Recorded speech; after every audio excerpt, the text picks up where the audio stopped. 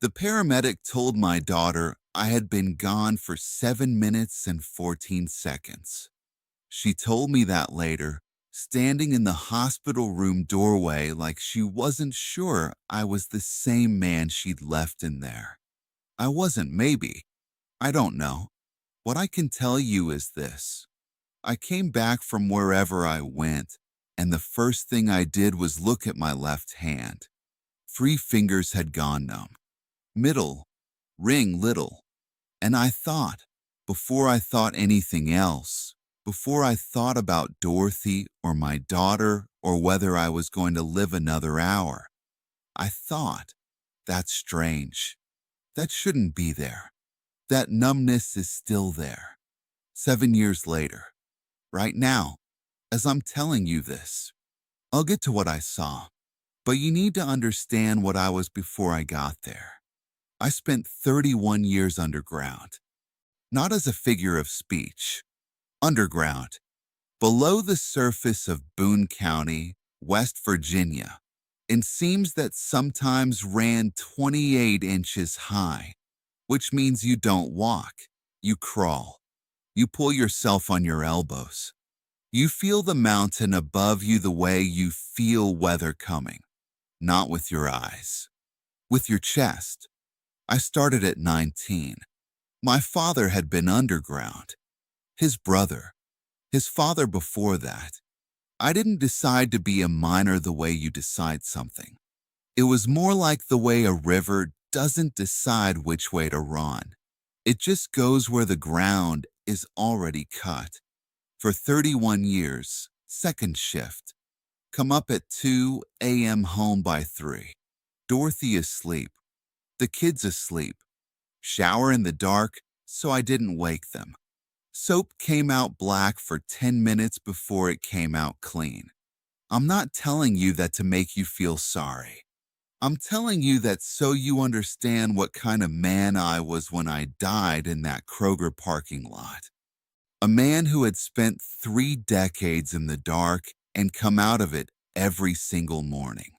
A man who thought, therefore, that he knew something about what it meant to survive what looked unsurvivable. He didn't. March 11th, 2017. A Tuesday. I had been having what I thought was a pulled muscle in my left shoulder for about 6 days. Dorothy had been gone 3 years by then. I was buying the things she used to buy because nobody had told me I was allowed to stop. Milk I didn't drink, bread I didn't finish, the specific brand of dish soap she'd used since 1974 because I couldn't figure out how to stand in that aisle and make a different choice. I got to the car, put the bag in the back seat. I remember the bag. It had a green handle. Then the parking lot came up at me. That's the only way I know to say it. The ground didn't stay where I'd left it. My back was against the asphalt before I understood I was falling. The 3 fingers went cold first. Then everything went dark. Not the way darkness falls at night. Not even the way darkness fell when the lights went out underground. This was a different kind. Like the darkness was the thing that had always been there, and the light had been the interruption. 7 minutes and 14 seconds. I can't tell you what happened next the way most people would want me to. What I can tell you is that I was not alone. And what I saw did not look like anything I had been told to expect. I was raised Baptist in Whitesville. 63 years of it. I knew what I was supposed to see. I knew what was supposed to happen. I had buried my father, my mother, my brother Ray, my wife Dorothy, and 6 men who had worked beside me underground. And in every funeral I had ever sat through, the preacher had told me with absolute confidence what was on the other side of dying. I believed him, or I thought I did. 3 fingers of my left hand felt numb when I noticed I was back. My daughter was being told by a man in a blue uniform that I had been gone for 7 minutes and 14 seconds. And I was lying on that asphalt thinking, that's not what I was told. Not, I'm grateful. Not, I'm afraid. Not, thank God. Just, that's not what I was told. I don't know how to explain what I saw. I've tried 17 times in 7 years to explain it to someone, and every time I either scare them or confuse them, or they tell me it was oxygen deprivation and the brain doing what brains do. Maybe. I'm not going to argue with that. I only know what I saw. What I saw was not a reward. It was not a punishment. It was more like standing in a room you've never been in and recognizing every piece of furniture. That's as close as I can get to it. Now here is the mistake. The mistake was not dying. I didn't choose that. The mistake was the 63 years before it. The 63 years I spent absolutely certain I knew what dying was going to be. That certainty. That's the thing I'd carried underground with me and up again every morning and through every funeral and across every hard year after Dorothy went. The certainty that I knew. In the mines, there's a thing that kills men that isn't the roof coming down. It's not the gas. It's not the equipment. It's when a man gets so experienced that he stops checking the things that are supposed to be checked because he has checked them 1,000 times and they have always been fine. We called it getting comfortable. You stop listening to the mountain because you've heard it so many times you think you know what it's saying. That's what I had done with dying.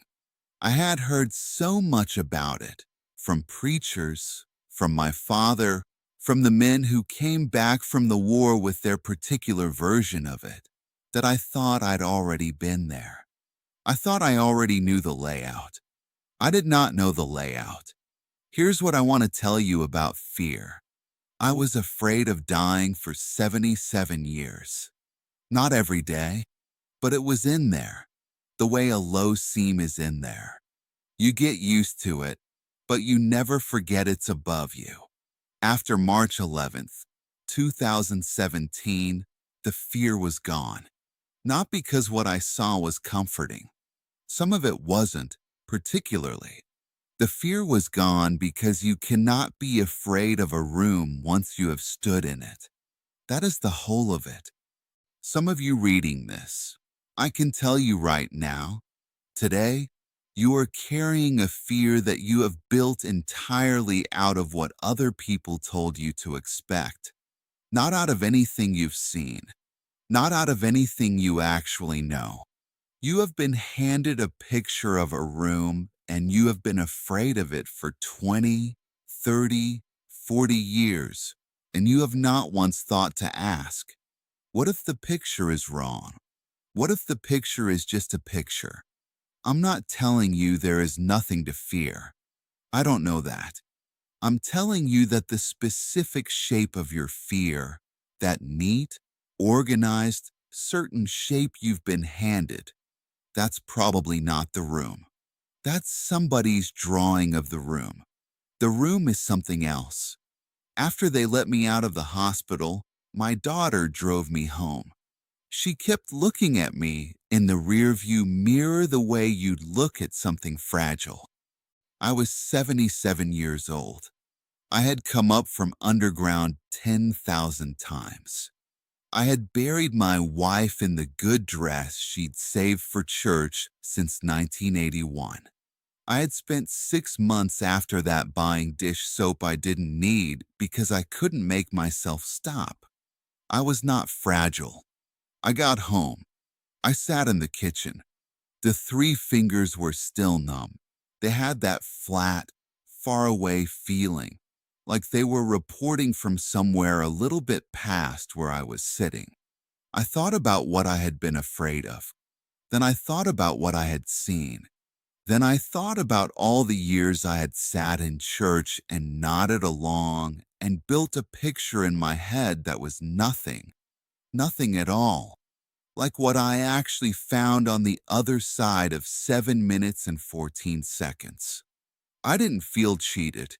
I don't think I felt much of anything, specifically, but I did think I've been carrying the wrong map.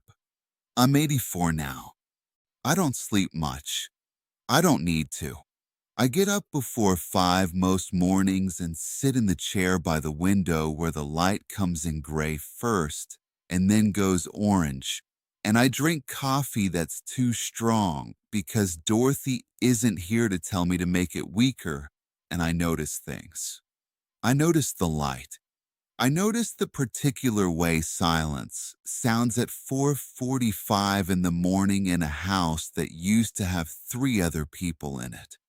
I notice the 3 fingers, not with grief, not with wonder, just I notice them. 7 years ago, I died for 7 minutes and 14 seconds in a Kroger parking lot on a Tuesday in March. I came back with numb fingers and no map. I don't know if what I saw was real. I can't make that claim.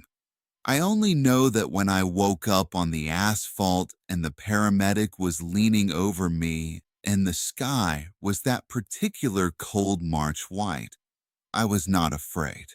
Not of the dying, not of going back. The fear had worn out, and what had replaced it wasn't peace, exactly. It wasn't comfort. It was just, I know something now that I didn't know before. That's all. That's the whole of it. You're going to keep being afraid of it. Most of you will. Not because you're weak. Because the picture gets handed to you early. Too early to question it. And by the time you're old enough to push back on it, it's been in there for so long it feels like it belongs to you. It doesn't belong to you. It was given to you. There's a difference. Not everyone figures that out before they die. Some people don't figure it out even then. I can't say which you'll be. What I can say is this.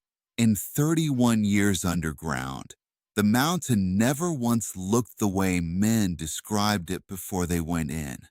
Every man I knew who had been down there figured that out on his first shift. The map is never the seam. The dying is never the picture. I don't know what's on the other side. I was there for 7 minutes, and I came back with 3 numb fingers and the wrong map in my pocket, and I still don't know. But I'm not afraid of finding out. That's the thing nobody told me I was allowed to say. You're allowed to go. Not to want to go, I don't. I've got a daughter who looks at me in rearview mirrors. I've got coffee at 4:45. I've got this particular gray light. But when it comes, and it will for all of us, in a parking lot or a hospital room or a Tuesday morning that looks like every other Tuesday morning, you're allowed to go without the shape of fear somebody else put there. The room is not the picture. I don't know what it is, but I've been in it, and that's enough to not be afraid.